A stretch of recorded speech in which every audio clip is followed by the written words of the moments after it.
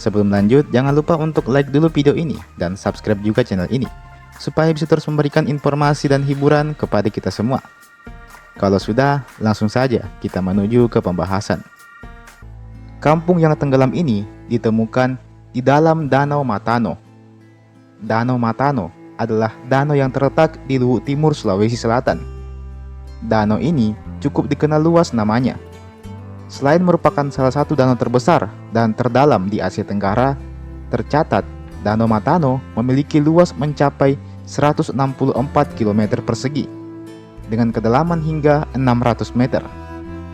Selain itu, danau ini juga masuk ke dalam kategori danau purba, di mana usianya diperkirakan telah mencapai 1 sampai dengan 4 juta tahun lamanya. Dengan usianya yang sudah setua itu, tak heran kalau kita akan menjumpai banyak kisah dari danau ini. Danau inilah yang menjadi saksi dari maju mundurnya peradaban manusia. Danau inilah yang menjadi saksi dari jutaan kisah yang mungkin belum sempat kita ketahui di masa lampau. Danau Matano juga telah menjadi saksi dari segala macam bencana alam yang terjadi di masa lalu.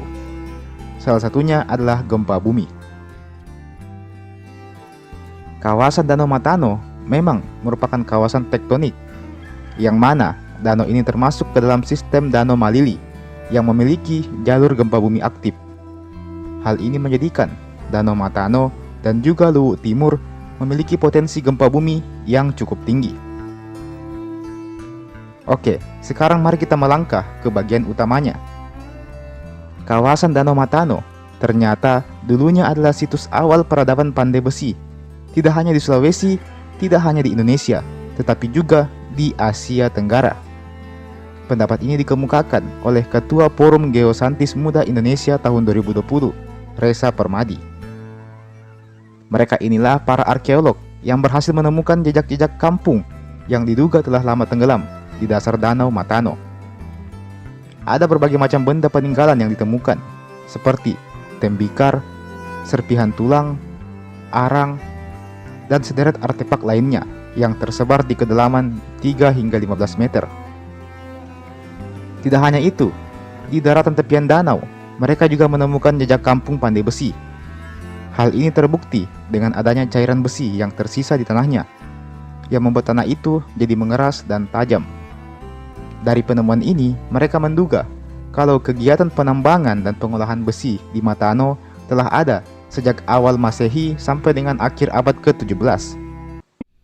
Sebagaimana yang kita bahas di beberapa video sebelumnya, kalau besi dari Matano alias dari Luwu ini memiliki kualitas yang sangat tinggi. Bahkan sampai tercatat dalam kitab Nagakertagama. Kerajaan Majapahit sebagai kerajaan terkuat di Nusantara kala itu sangat sering menggunakan persenjataan besi yang berasal dari Luwu ini. Senjata-senjata besi inilah yang menjadi alat perang mereka. Adapun kutipan dalam kitab Nagakertagama itu berbunyi, Bantayan di wilayah Bantayan beserta kota Luwu. Kalau mau kita kupas, kata Bantayan ini merujuk ke wilayah Bantaeng, yang dulunya sering dijadikan sebagai tempat penyembelihan hewan, yang mana hewan-hewan itu kemudian diberikan kepada raja-raja penguasa, dalam hal ini Raja Majapahit. Sedangkan kota Luwu jelas merujuk pada kerajaan Luwu itu sendiri. Tim peneliti juga menyimpulkan bahwa memang kampung tersebut dulunya adalah kampung yang padat penduduknya. Kampung tersebut dijuluki Kampung Pandai Besi. Pada zaman dulu, di wilayah sekitaran Danau Matano ini dikenal sebagai daerah penghasil biji besi. Hal ini semakin diperkuat dengan adanya bahan baku besi yang melimpah di danau tersebut, sehingga masyarakat memanfaatkannya dan menjadikannya sebagai mata pencaharian. Dalam hal ini adalah pandai besi. Pendapat ini dikemukakan oleh Tri Wuryani, seorang arkeolog dari Pusat Penelitian Arkeologi Nasional. Aktivitas pembuatan biji besi di Matano diperkirakan sudah ada sejak abad ke-6 atau sekitar 1500 tahun yang lalu. Kualitas besi yang dihasilkan bukan main-main, sangat tinggi kualitasnya, hingga akhirnya banyak kerajaan yang menggunakannya. Inilah yang menjadikan biji besi dari Luwu ini tersebar hingga ke berbagai negara, utamanya di kawasan Asia Tenggara. Sebagai contoh, kita bisa melihat bangunan Candi Borobudur dan Candi Prambanan yang kabarnya dibuat menggunakan peralatan besi yang berasal dari wilayah Luwu ini. Lantas, apa yang menjadikan besi dari Luwu ini berkualitas tinggi?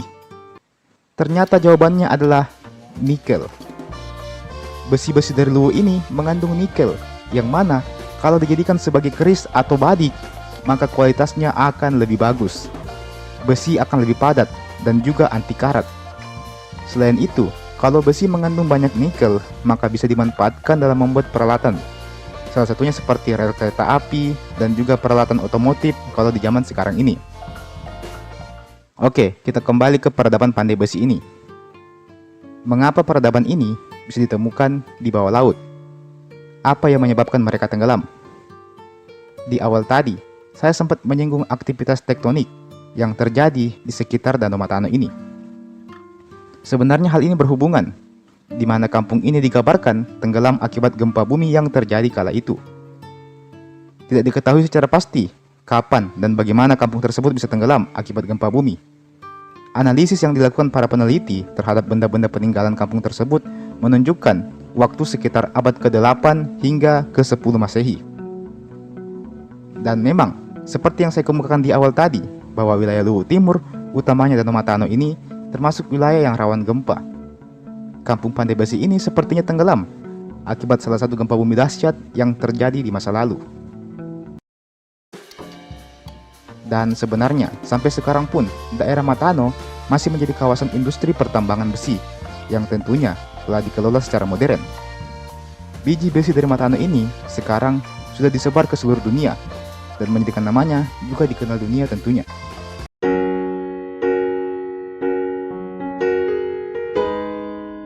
Kalau kita menuju ke Pantai Koguna di Mopano, Kabupaten Buton, Sulawesi Tenggara, biasanya kita akan melewati sebuah danau yang terletak di tepi jalan. Sekilas, danau tersebut nampak biasa saja. Namun, siapa sangka ada banyak cerita yang tersimpan pada danau tersebut. Danau yang terletak cukup dekat dengan wisata Pantai Koguna ini bernama Danau Togo Motonu. Danau Togo Motonu, kalau dilihat dari luar, nampak seperti danau biasa. Namun, tahukah kalian kalau ada banyak legenda yang tersimpan di danau ini? Jadi mari kita bahas legendanya. Danau Togo Motonu sendiri memiliki arti kampung yang tenggelam. Kata Togo Motonu diambil dari bahasa Buton, dari kata Togo yang artinya kampung, dan Motonu yang artinya tenggelam. Kenapa bisa begitu? Dilansir dari kompas.com, diceritakan bahwa kabarnya dulu di danau ini ada sebuah kampung. Di dalam perkampungan tersebut terdapat sepasang suami istri yang mempunyai 2 orang anak, seorang anak laki-laki dan satunya lagi perempuan. Namun entah apa dan bagaimana, kedua bersaudara ini malah jatuh cinta dan pada akhirnya memutuskan untuk menikah. Jadi si anak laki-laki dan si anak perempuan ini malah menikah. Pernikahan saudara ini tentu bukanlah hal yang wajar.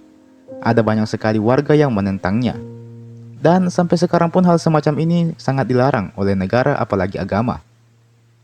Singkat kisah, kakak adik yang menikah itu pun menjadi penyebab datangnya musibah di kampung tersebut. Terjadilah hujan deras selama 7 hari 7 malam. Hujan tanpa henti mengguyur kampung tersebut, dan pada akhirnya membuat kampung tersebut jadi tergenang dan lama-kelamaan jadi tenggelam. Lokasi tenggelamnya kampung tersebut lama-kelamaan menjadi sebuah danau yang sampai sekarang dikenal dengan nama Danau Togo Motonu.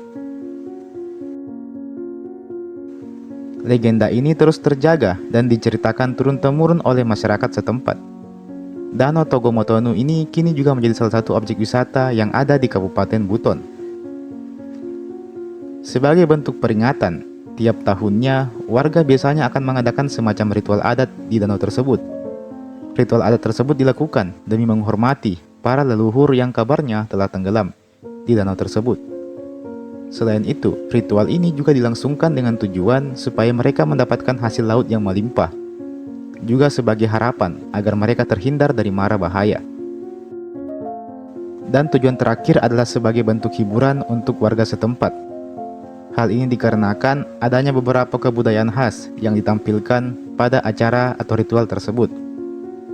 Dan sebagai informasi tambahan, kabarnya danau ini tidak pernah surut, entah itu di musim kemarau ataupun di musim hujan, jadi akan selalu ada airnya.